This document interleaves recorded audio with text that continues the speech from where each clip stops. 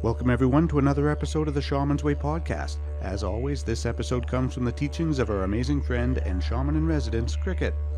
We hope you're enjoying these podcasts as much as we enjoy making them, and I'd like to take just a moment to ask you if you would please leave us a rating and a comment in iTunes or whichever podcast player you're listening to us from. Giving us a rating and sharing this podcast with others is the biggest way you can tell us that you like our show. Now, without further ado, on with the episode.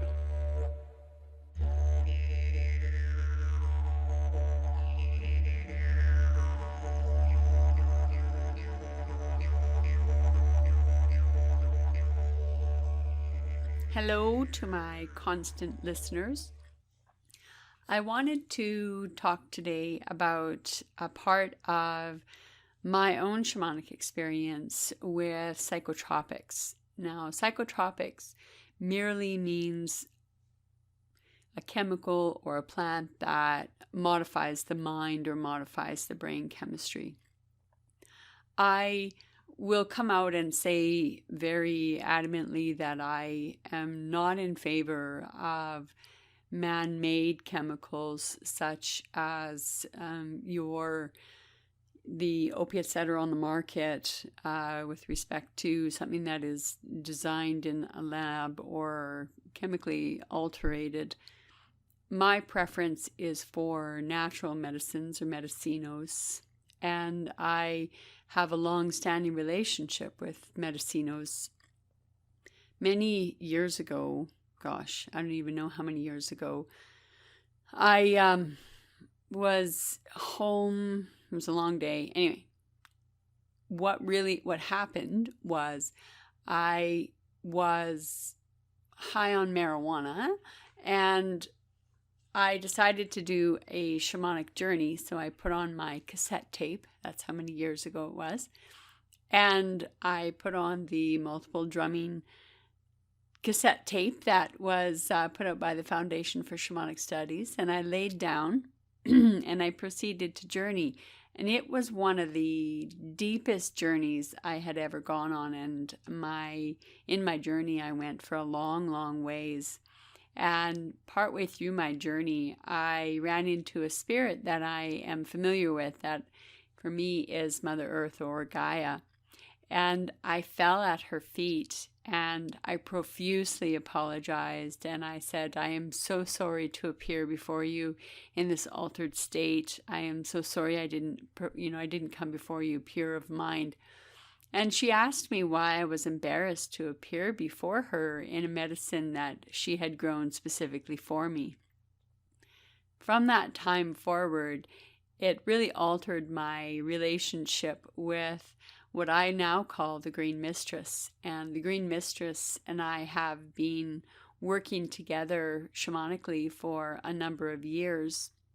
One of the benefits that I think happens when I have a relationship with the Green Mistress is that it helps me to punt my ego out the door. And I have a more open relationship with the spirits around me and with the messages that are coming through for me.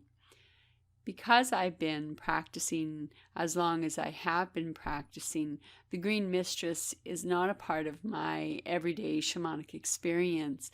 I have used the neural pathways and the synapses that have been changed because of my relationship with the Green Mistress to my benefit, so that I can open the pathways to communicate with spirit through the doorways that her and I have worked so very hard to create together. One of my favorite stories that I talk about with respect to the Green Mistress happened when I was in Peru. Now, I went to Peru specifically to meet ayahuasca. That was my whole intention. I have been studying various forms of plant medicine for many years. Plant Spirit Medicine is one of my favorite books. Food of the Gods is another very good book. I also like Doors of Perception. I like the writings of Aldous Huxley, Timothy Leary, Ras Dam.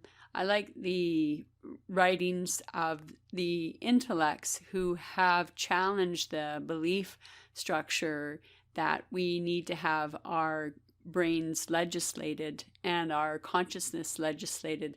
That's a whole other topic, but it is a very important topic that I think needs to be addressed in common areas such as what we're doing. You are my constant listener. You are that who has my voice, and you respond, and you are kind, and you are gracious with me. So to my constant listener, I wish to share something that is very personal for me, and something that I don't share very often, because there is so much discrimination and there are so many arguments regarding the use of psychotropics, the use of medicinos in shamanic work. One of the most common, I'm going to get to my story, don't worry, I just want to get this off the top of my head. One of the most common arguments is that using any type of medicino creates an inauthentic shamanic experience, or you don't have any right or any claim to the magical or the mystical experience you had simply because you were dancing with a certain medicino. I really dislike that line of arguing for a number of reasons. One of the main reasons why I truly dislike that line of arguing is because it is comparing apples to oranges. I can have amazing experiences using the drum, using the rattle, using dance as a form of trance, and do it without the relationship of the green mistress, or without the relationship of the little people, or without the relationship of any other medicinos. The relationship that I choose to have when I move into ceremony or when I move into a healing space and I invite the medicinos with me, it is usually for a deeper purpose or for a deeper intent. It's for a different intent. I don't believe the two experiences can truly be measured as equal, because the experiences cannot be equal, because the circumstances of those experiences are not equal. They are not blind tests. They are specifically what they are: individual experiences with individual parameters and individual aspects to each of them.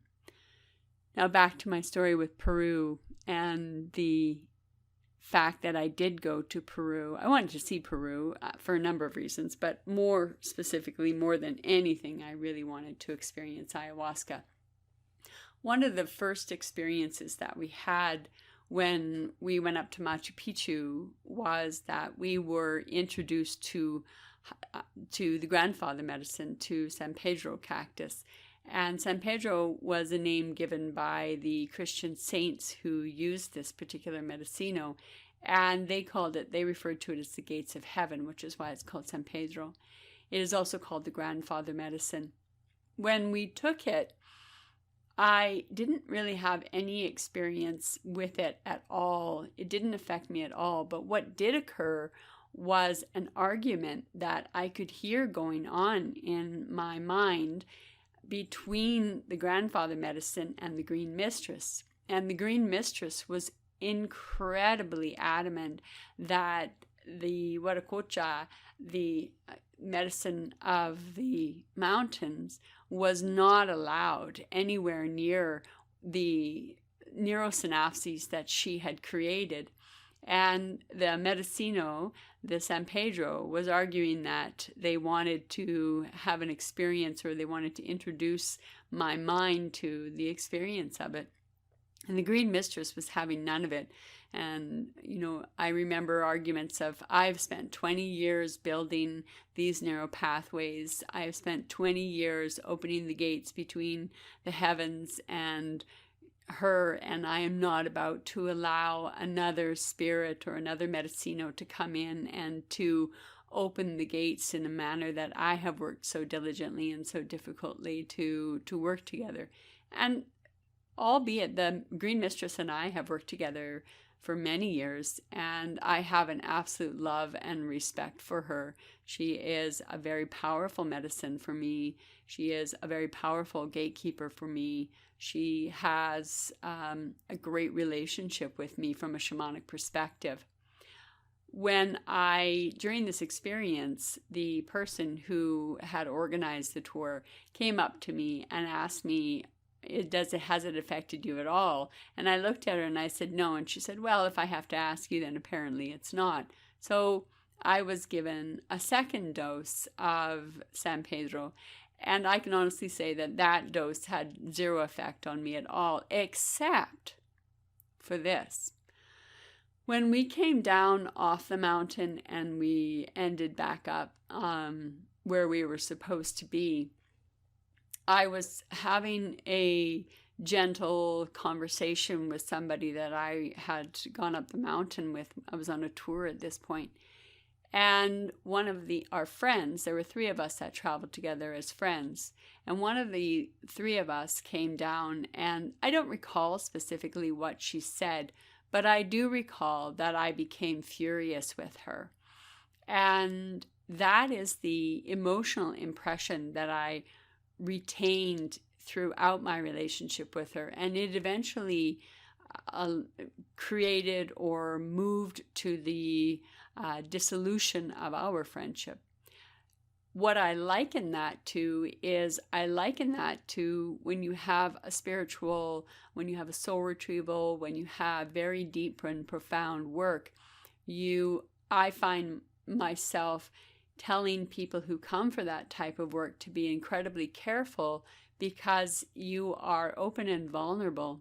As a result of being open and vulnerable, whatever emotional relationship you have is going to be imprinted. So if you have a partner and during that emotionally vulnerable time, you and your partner have an argument, it is very likely that argument will be the fundamental or the foundational basis of your relationship from that moment forward. Even if your relationship continues, there will always be that wound. I call that kind of like the original wound.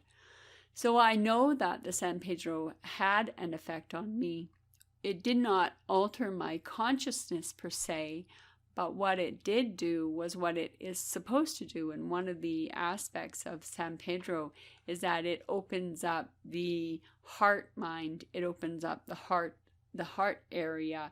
And as a result of being opened in that capacity, my interaction with this former friend was long-standing. And to this day, which is many years later, although I don't have angry feelings towards her, I now have no feelings towards her. When we came back to Canada, what was very fascinating was the shaman who was supposed to be at Machu Picchu, and there's a small town just below Machu Picchu, and it was with this shaman that we were supposed to travel up the mountain with. Unfortunately, the shaman that we were supposed to do the ceremony with had a family emergency and had to leave town, so we had a ceremony with a different shaman and one of his apprentices. When we came back to Canada, it wasn't very long after that this particular shaman had been invited to Canada and was going to be traveling through Alberta. And we were invited to partake of a San Pedro ceremony with the shaman who had been studying and training for a lot of years, over 25 years, I believe. It was it was a super cold weekend, so minus 30 Celsius easily. We had drifting snow. We had horrible snowfall. So the highways were black ice. And where I lived, where we had to travel to, is usually about a 3.5-hour drive. It took much longer than that because obviously I didn't want to speed on the highway. I drive a small car, and so on and so forth. You can imagine. So I'm going to just jump forward to the ceremony itself. I did not have the Green Mistress at that point in time. I was able to take the San Pedro, and again, the San Pedro had minute effect on my body. The next day, the ceremony lasts all night.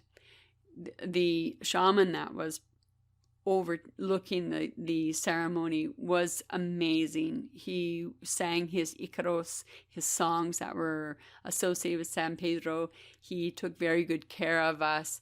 I felt very safe in the environment. I felt very safe with the grandfather medicine. I felt very comforted and comfortable, and was watching everybody in their various states of euphoria as they danced with the grandfather medicine. The next day was not very much better for driving conditions, but we had to head home.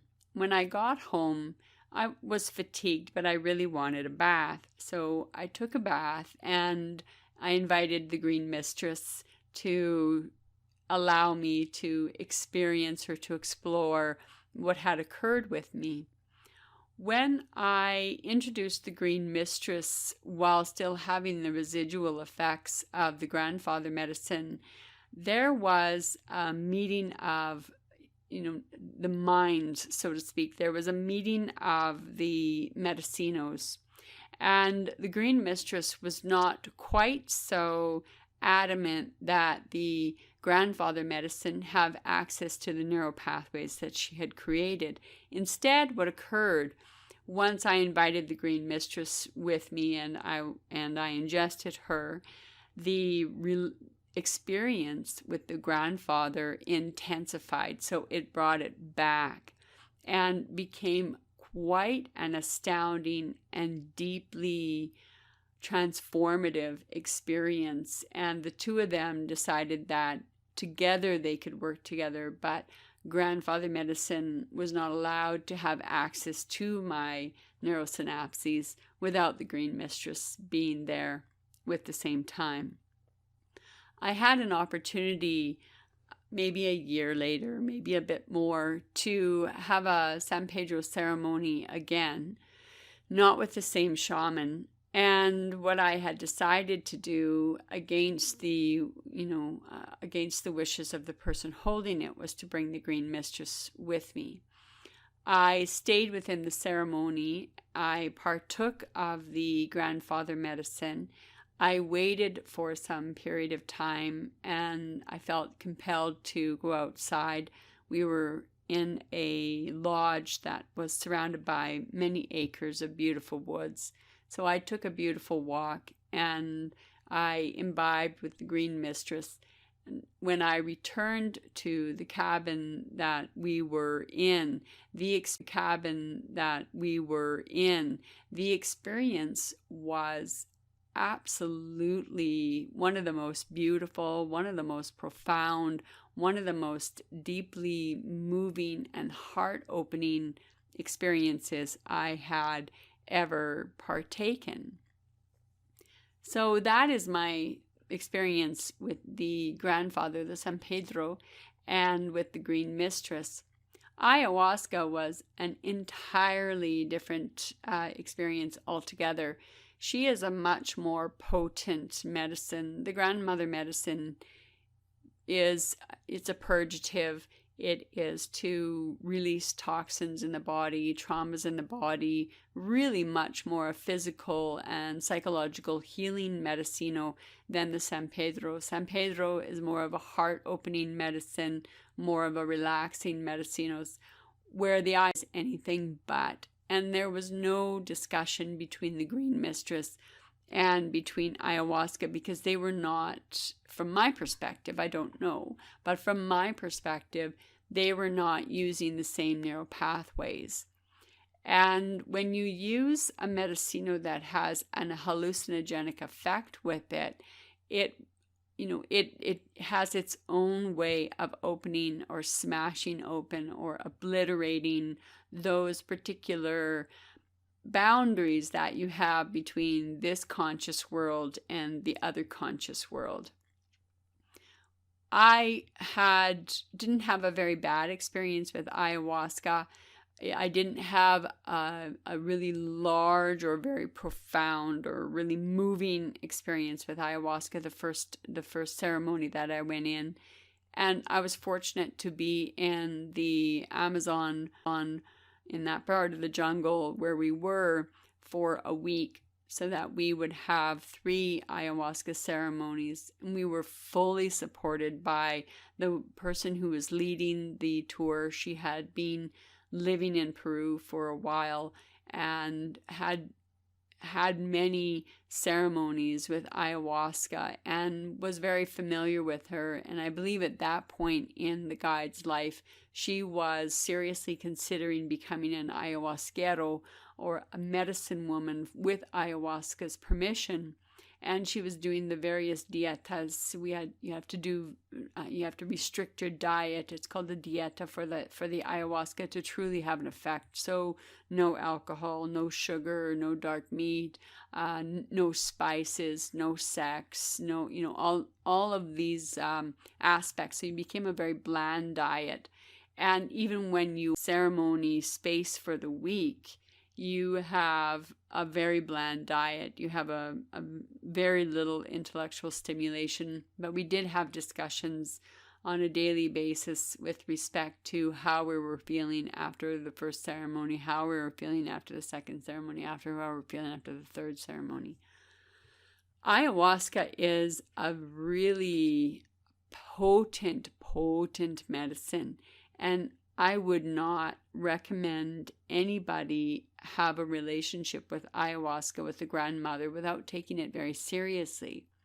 And I also would encourage you not to have a relationship with ayahuasca without you doing the necessary dietas, without doing what the grandmother medicine has requested of her purveyors, her ayahuasqueros, for as many years as she has. She has very specific reasons for doing what she does. She has very specific reasons for requesting the dieta that she does.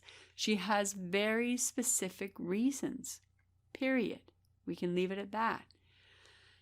The intention for gathering and for sharing this information with you is because I truly believe in the power of medicinos.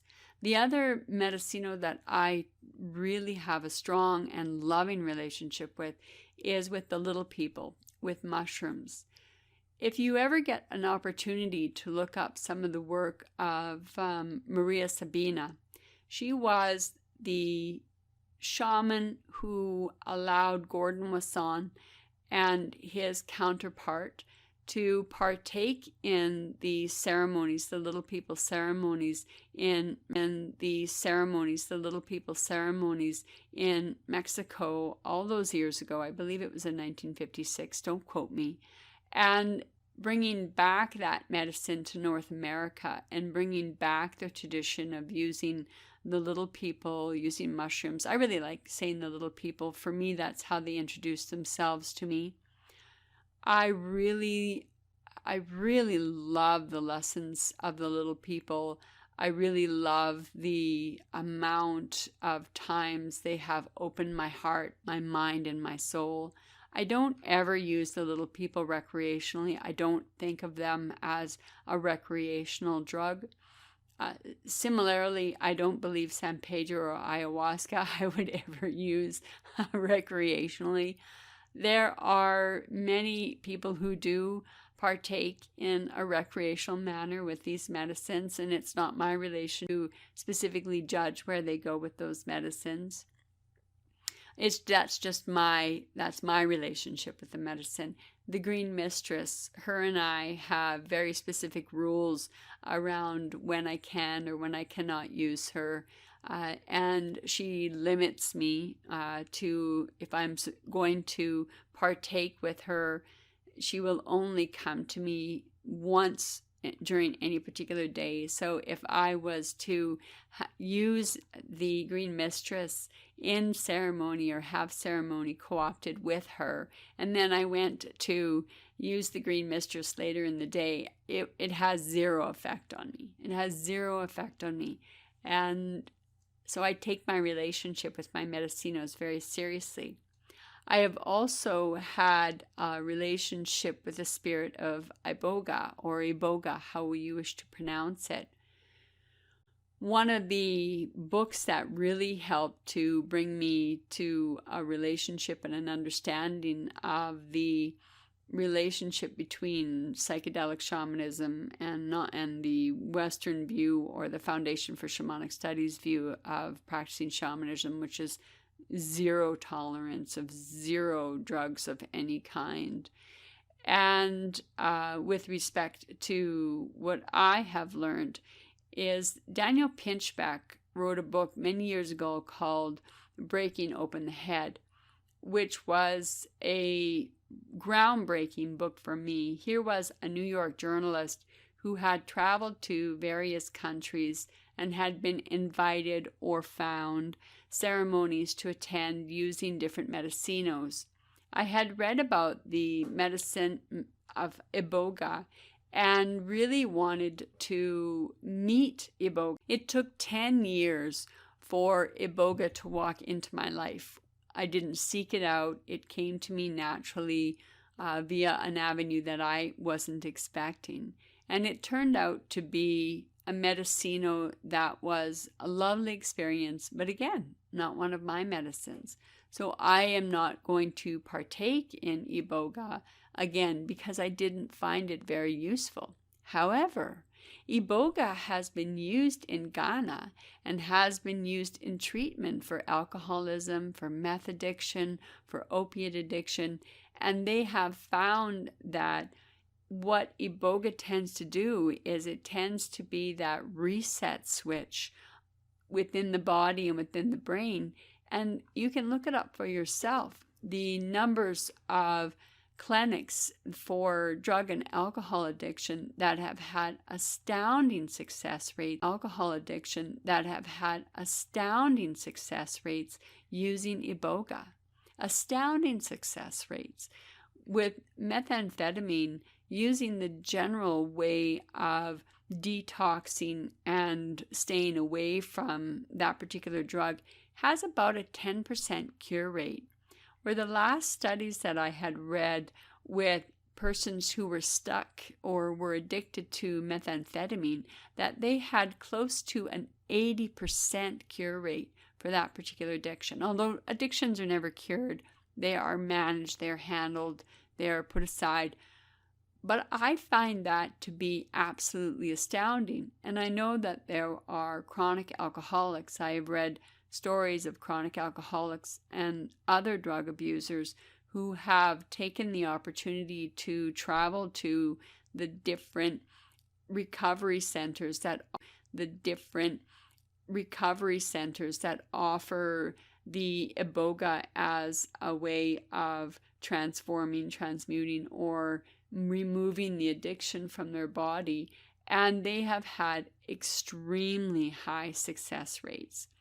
So there are medicinos that we have that are very potent to us, but because of the propensity and the dominant culture's pervasive belief that they have to legislate my consciousness, there are many things unavailable to us that could and would help us as a community, as a society, as a whole, in fighting addiction and in fighting trauma.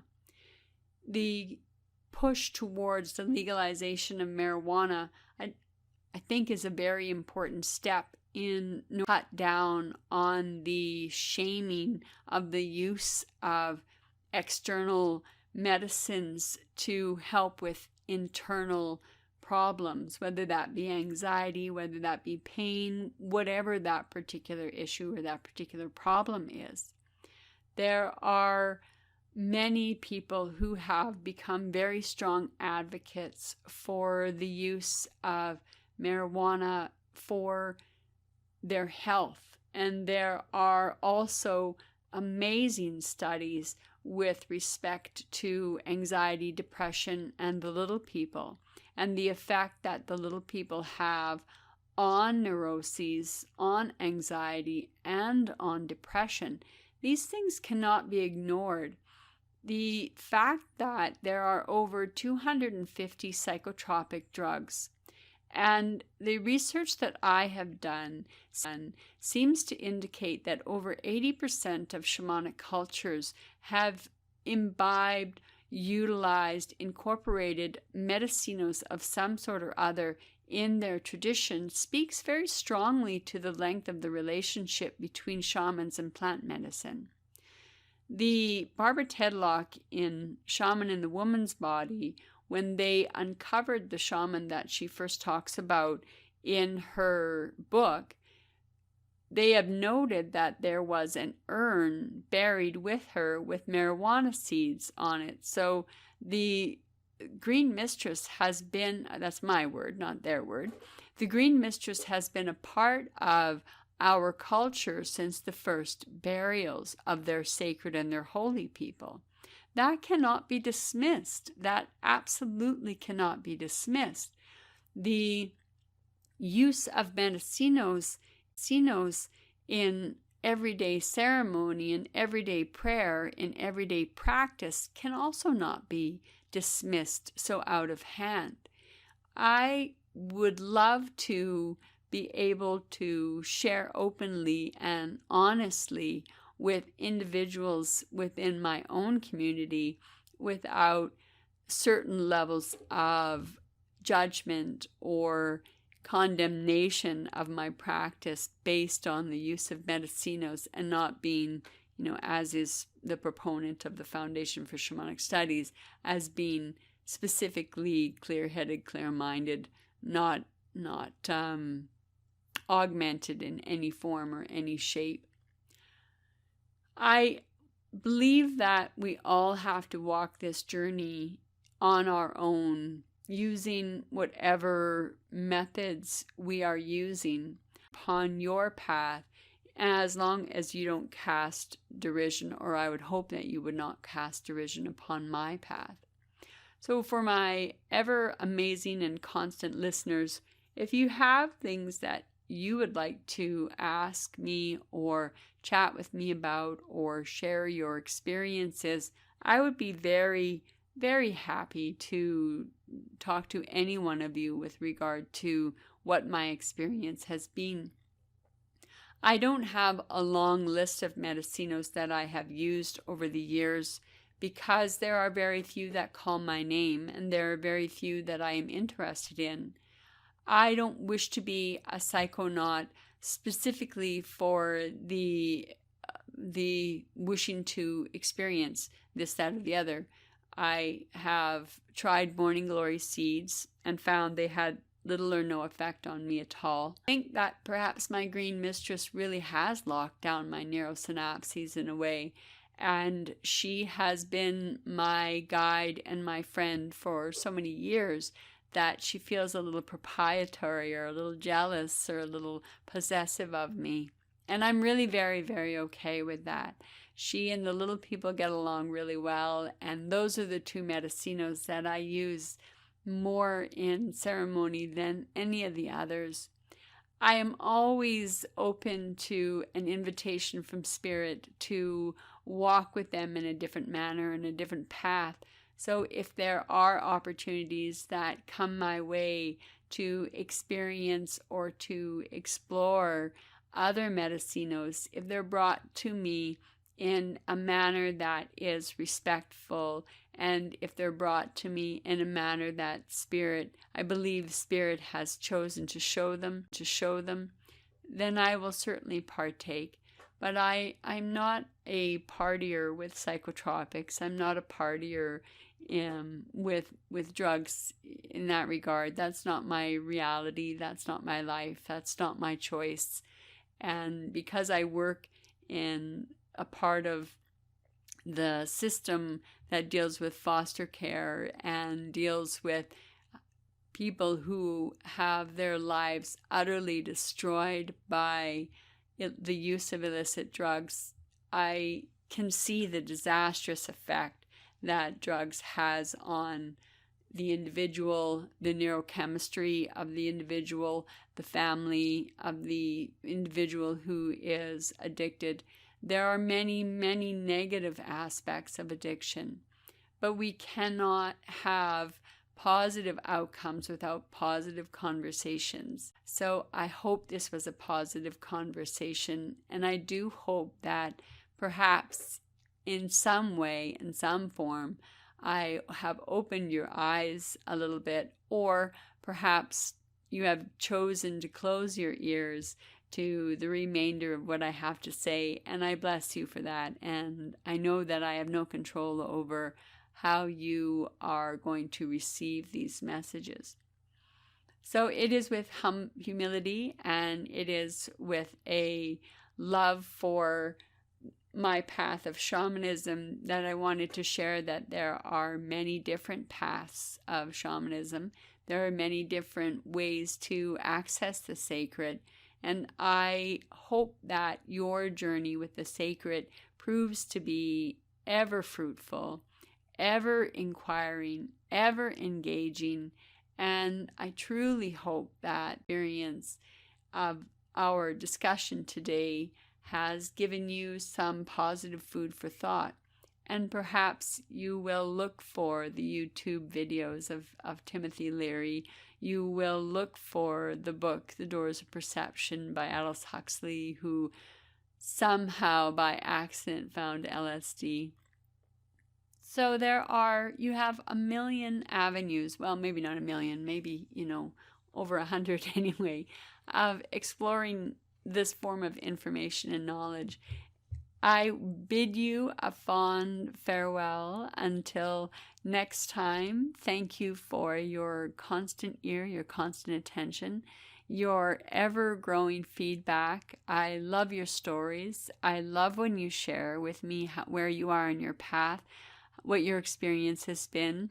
You all inspire me with your messages, and I hope to continue to share with you my thoughts, and we have an open discourse. Until the next time, I bid you a fond farewell. Thank you again for joining us here on the Shaman's Way podcast. If you have any questions, would like to make a request for a future episode, or if you're looking for other shamanic resources, including free drumming tracks, please visit us at shamansway.net. Until the next episode, be well, everyone.